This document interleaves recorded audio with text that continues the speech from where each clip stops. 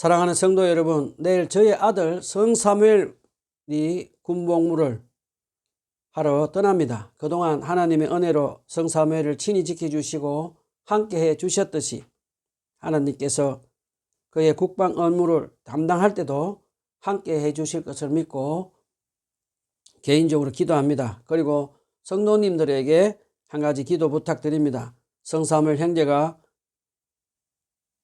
군대에서도 성령님이 인도하심으로 매일 성경 말씀과 기도로 주님과 친밀한 교제로 성령 충만함으로 주님 뜻에 순종하며 경건한 신앙으로 군생활을 잘 마칠 수 있게 중보기도 해 주시기를 부탁드립니다.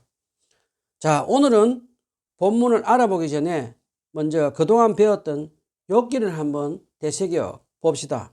그동안 우리는 욥이 세 친구들과 욥기 4장부터 욥기 26장까지 세 차례나 긴 논쟁을 하는 것을 배웠습니다. 욥은 흠이 없고 정직하고 하나님을 경외한 사람으로 악을 멀리하는 하나님께 인정받은 의인이었습니다.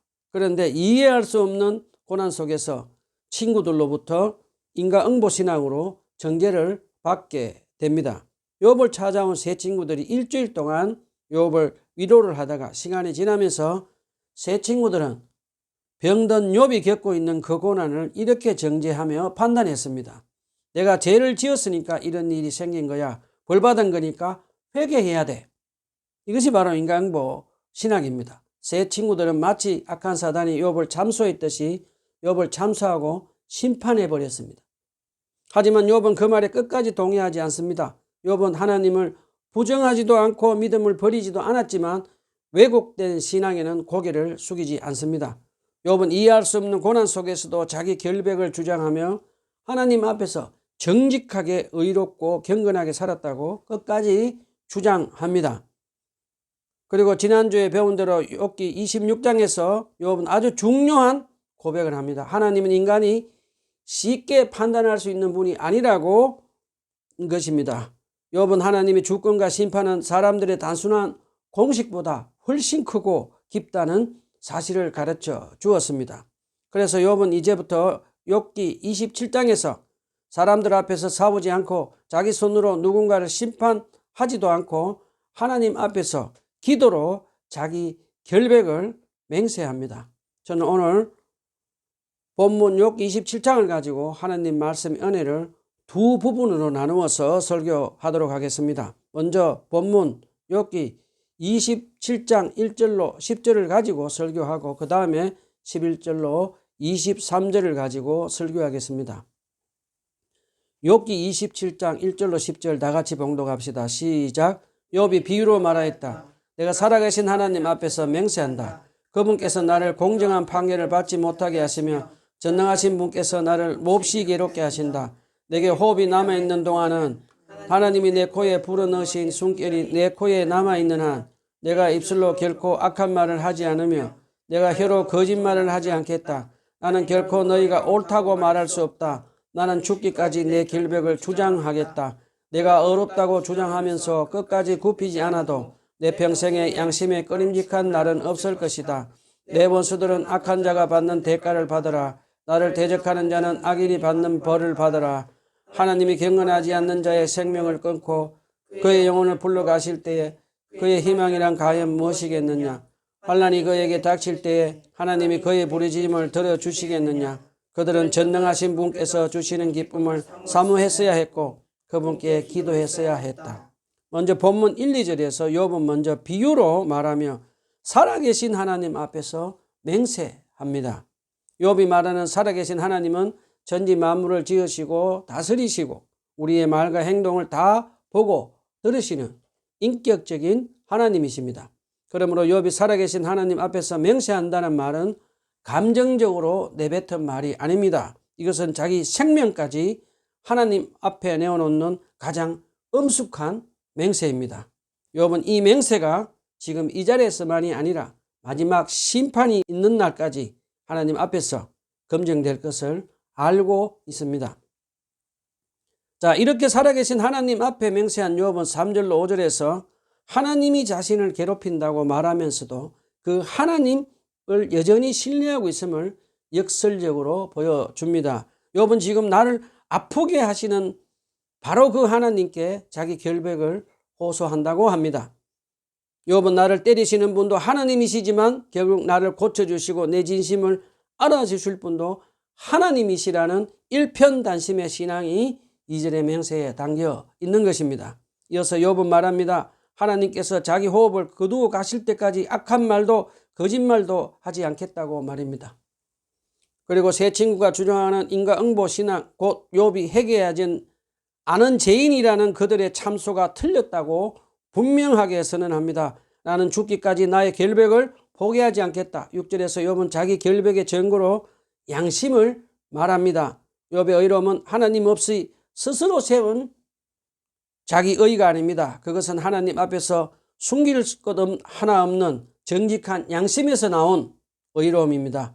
욥은 극심한 고난 속에서도 하나님과의 관계를 끝까지 놓지 않고 있었던 것을 우리에게 가르쳐 줍니다. 여러분, 지금 욥의 상황이 어떤지 한번 생각해 보십시오. 재산을 잃고 자녀를 잃고 온몸의 건강까지 잃고 모든 것이 무너져 버렸습니다. 그 고난 위에 친구들의 가혹한 정죄까지 더해졌습니다. 이런 상황이라면 보통 사람들은 무너지기 쉽고 자기 의로움을 지키기가 어렵습니다. 그러나 욥은 외칩니다. 나는 결백하다. 이것은 단순한 고집이 아닙니다. 어떤 상황에서도 하나님 앞에서 정직함을 포기하지 않겠다는 믿음의 태도입니다. 이 욥의 모습은 사도행전에 나오는 초대교회 성도들을 떠올리게 합니다. 그들 대부분은 가난하고 소외된 자들이었습니다. 세상적으로는 자랑할 것이 하나도 없는 가난한 사람들, 노예, 여자 같은 사람들로 아무것도 자랑할 것이 없던 사람들입니다. 그러나 그들에게 단 하나 꺾이지 않는 확신이 하나 있었습니다. 바로 예수 그리스도를 믿음으로 말미암아 의롭게 되었다는 구원의 은혜를 자랑했습니다. 그들은 이 의로움을 붙들고 그 모진 핍박과 환난을 모두 이겨냈습니다. 이 대목을 우리에게 한번 적용해 봅시다. 사랑하는 여러분, 저와 여러분 역시 우리 죄를 대속하신 예수 그리스도의 피의 공로를 믿음으로 의롭다고 하심을 얻은 하나님의 자녀들입니다. 그러므로 어떤 고난이 닥쳐와도 낙심하지 마십시오. 성령님의 도우심 의지해서 우리를 의롭게 하신 그 구원의 은혜를 끝까지 붙드십시오. 세상의 유혹과 시련 앞에서도 욥처럼 담대하게 초대교회 성도들처럼 살아가는 복된 인생이 다 되시기를 간절히 소망합니다. 자, 이어서 욥은 본문 7절로 10절에서 자신을 참소하는 자들을 향해 하나님께 심판을 구하는 기도를 드립니다. 자, 이 대목을 두고 일부 신학자들은 이 말이 욥이 말이 아니라 소발의 말이라고 보기도 합니다. 그러나 저는 이 말씀을 욥의 말로 보는 것이 문맥상 더 타당하다고 생각합니다. 왜냐하면 소발은 이 말을 근거로 욥을 악인으로 정죄하고 공격하지만 욥은 자기를 참소하는 친구들을 직접 정죄하지 않고 하나님께 판단을 맡기는 기도를 드리고 있기 때문입니다. 자, 욥은 친구들을 향해 스스로 심판자가 되지 않습니다. 그는 하나님 앞에 나아가 악한 자가 벗는 몫을 주님께서 판단해 주십시오 라고 기도합니다. 욥의 이 기도는 원수를 미워하겠다는 기도가 아니라 하나님의 공의의 심판을 믿기에 스스로 심판자가 되지 않겠다는 고백입니다. 욥의 이 모습은 시편에서 다윗과 다른 시편 기자들이 자기들의 원수를 직접 갚지 않고 하나님께 공의로운 심판으로 맡기며 기도하는 장면과 닮았습니다. 자, 우리는 여기서 중요한 신앙의 태도를 배울 수가 있습니다. 우리를 괴롭히는 사람들을 직접 복수하고 저주하는 것이 아니라 하나님께 나아가 원수에 관한 판단을 맡기는 기도를 할 수 있다는 것입니다. 욥의 이 모습은 사도 바울이 로마서 12장에서 말한 가르침과도 정확히 맞닿아 있습니다. 사랑하는 여러분, 스스로 원수를 갚지 말고 하나님의 진노하심에 맡기십시오. 욥은 친구들을 향해 복수하지 않았고 하나님을 대신해 심판자가 되지도 않았습니다. 그는 억울함 속에서도 공의로운 판단을 하나님께 맡겼습니다. 혹시 제 설교를 듣고 있는 여러분 가운데 여러분을 힘들게 하고 억울하게 만드는 원수 같은 사람이 있습니까? 여러분, 침묵으로 속을 썩이지도 마십시오. 직접 복수하려고 나서지도 마십시오. 욥처럼 하나님 앞에 나아가 주님, 나의 원수를 주님의 공의로운 심판에 맡깁니다 라고 기도하시기를 간절히 부탁드립니다. 자, 이어서 욥은 기도의 자리에서 잠시 벗어나 이제 악인의 삶이 어떤 결말을 맞는지 가르치기 시작합니다. 욥은 악인들을 향해 그들이 경건하지 않다고 말하며 마지막 심판 앞에서는 아무런 희망이 없다고 선언합니다. 왜냐하면 그들은 평소에 하나님을 말하지만 기도로 하나님과 친밀하게 교제하지 않았고 또 하나님께서 주시는 기쁨을 사모하며 살지 않았기 때문이라고 가르쳐 줍니다. 우리는 이 대목에서 욥은 고난 가운데서도 하나님께 기도하며 하나님께서 그의 마음에 불어넣어 주시는 초자연적인 하늘의 기쁨을 맛보고 경험한 기도의 사람임을 우리는 배울 수가 있습니다. 우리 여기서 잠깐 질문 하나를 해봅시다. 여러분은 하루 중 얼마나 사랑하는 주님과 기도로 친밀한 교제를 나누며 살아가고 계십니까? 한번 생각해 보십시오. 제가 오래전에 우리나라의 한 대형 교회에서 집회를 인도한 적이 있습니다. 그 자리에 약 50여 명의 안수 집사님이 함께하고 계셨습니다. 저는 집회를 시작하기 전에 집사님들에게 잠시 눈을 감아달라고 부탁드리고 이렇게 질문했습니다. 여러분은 하루에 몇 분이나 주님과 기도로 친밀한 교제를 하며 살아가고 계십니까? 안타깝게도 돌아온 대답은 이것이었습니다. 먹고 사는 일이 너무 바빠서 단 한 사람도 하루에 5분조차 주님께 기도하지 못한 채 살아가고 있다는 고백이었습니다. 그때 저는 그분들에게 날마다 성령님의 인도를 구해서 성경 말씀을 묵상하고 그 묵상한 말씀을 붙잡고 기도로 주님과 친밀한 교제를 하며 성령 충만을 받아서 주님 뜻에 순종하며 살아가도록 권면했던 기억이 있습니다. 사랑하는 여러분, 우리가 매일 주님의 말씀을 묵상하고 기도로 주님과 친밀한 교제로 성령 충만함을 받지 않고 살면 주님 뜻에 순종할 수 없게 되고 우리의 영혼은 점점 메말라가고 마침내 믿음은 잃어버리게 됩니다. 그렇게 되면 결국 악한 영의 유혹과 공격 앞에 무너지고 자기도 모르는 사이에 멸망의 길로 흘러가게 된다는 사실을 우리는 절대로 잊지 말아야 합니다. 자, 우리는 그러면 어떻게 해야 합니까?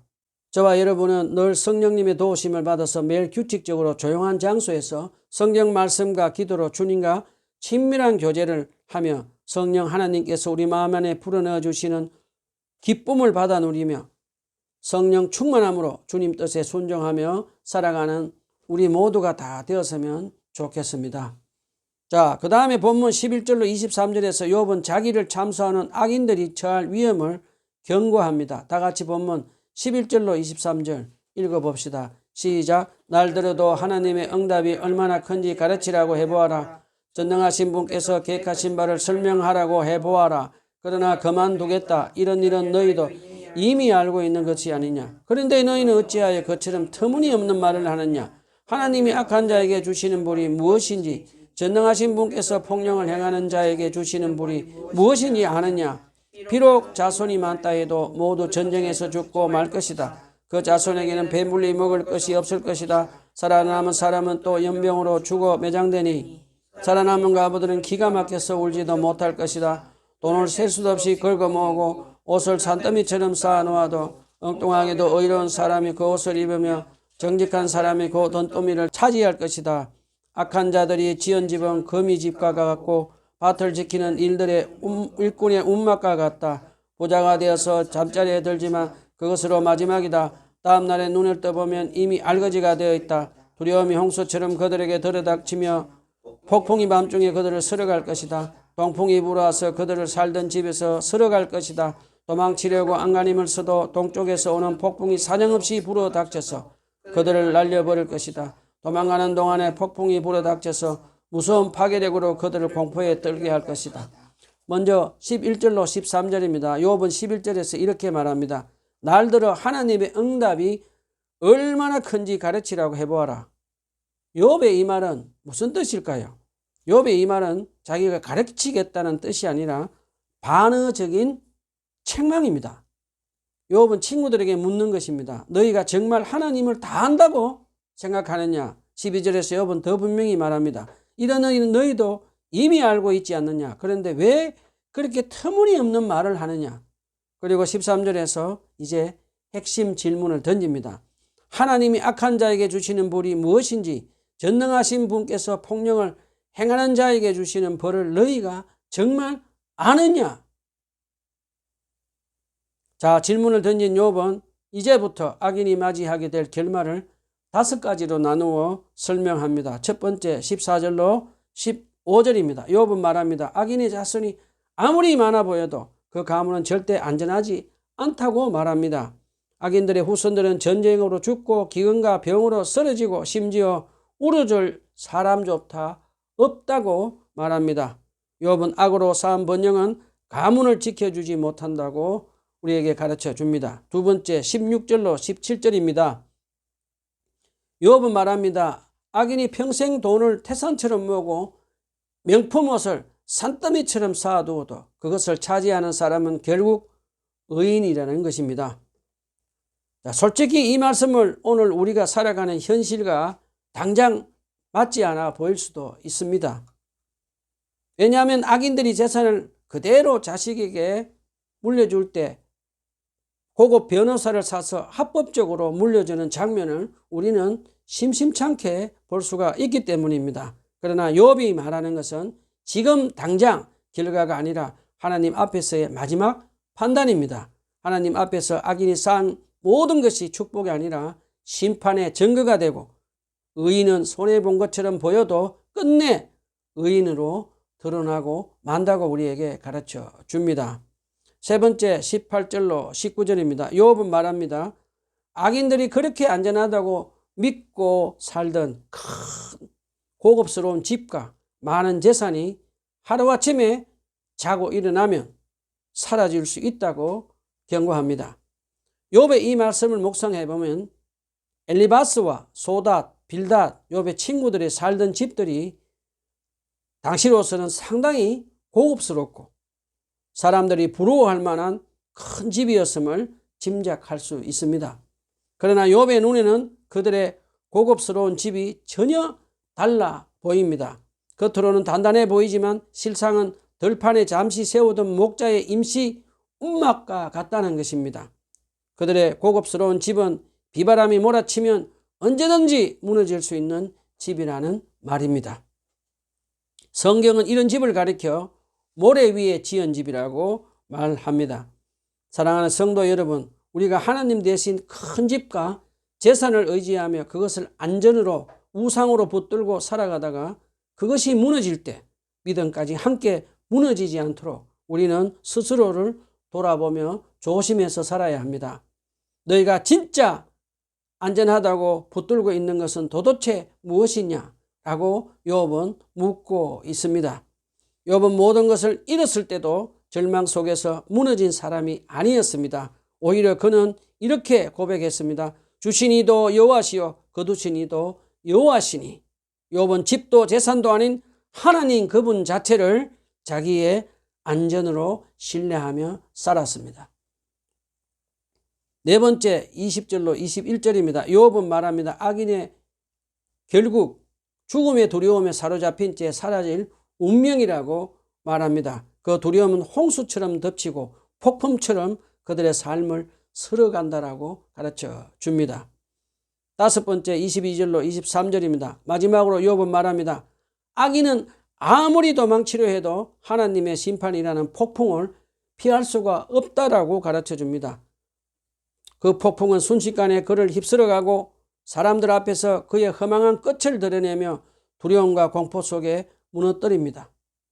사랑하는 여러분, 오늘 우리가 붙들 진리는 이것입니다. 심판은 여전히 그리고 끝까지 하나님의 손에 있음을 잊지 말고 기억합시다. 그리고 악인이 심판받는다는 소식은 우리에게 공포가 아니라 위로입니다. 우리가 억울하게 눈물을 흘릴 때 하나님은 반드시 그 눈물을 닦아주시고 공의를 바로 세우시는 분이심을 욥은 지금 선포하고 있는 것입니다. 욥은 우리에게 분명히 가르칩니다. 하나님이 어렵다고 인정하신 사람을 참소하고 원수되는 삶에 끝은 죽음의 두려움과 황폐와 멸망이라는 것입니다. 그러나 욥의 이 말은 미움의 저주의 말이 아니라 저와 여러분을 향한 사랑의 경고의 말씀입니다. 이야를 하나 들려드리겠습니다. 이 말씀은 성경 속 이야기만이 아닙니다. 하나님의 마지막 심판의 문제 앞에서 실제로 믿음으로 돌아온 사람이 있습니다. 바로 우리가 잘 아는 영국의 기독교 영성작가 C.S. 루이스입니다. 그는 하나님의 심판이 두려워 하나님이 없기를 바랐던 사람입니다. 그러나 왜 인간은 모두 옳고 그름을 말하는가라는 질문 앞에서 마지막에 서야 할 자리가 있음을 깨닫게 됩니다. 그는 이렇게 고백합니다. 나는 가장 마지못해 가장 우울한 회심자가 되었다. 왜냐하면 더 이상 도망칠 수 없다는 사실을 알았기 때문입니다.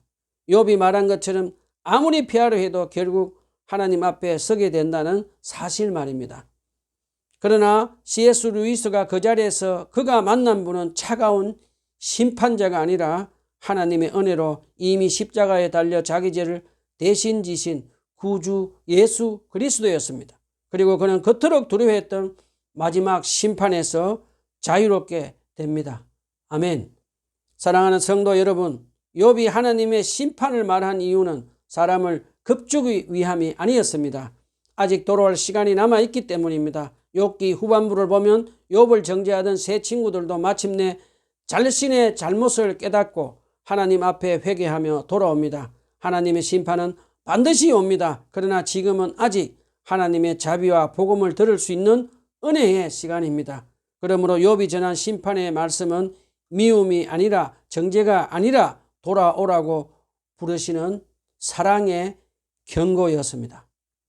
말씀을 정리합시다. 자, 우리 두 가지를 기억합시다. 첫 번째, 우리에게 상처를 주고 원수처럼 느껴지는 사람에게 직접 복수하려 하지 말고 모든 판단과 공의의 심판을 하나님의 손에 맡기는 기도를 드립시다. 우리는 심판자가 아니라 하나님을 신뢰하는 사람으로 살아가야 합니다.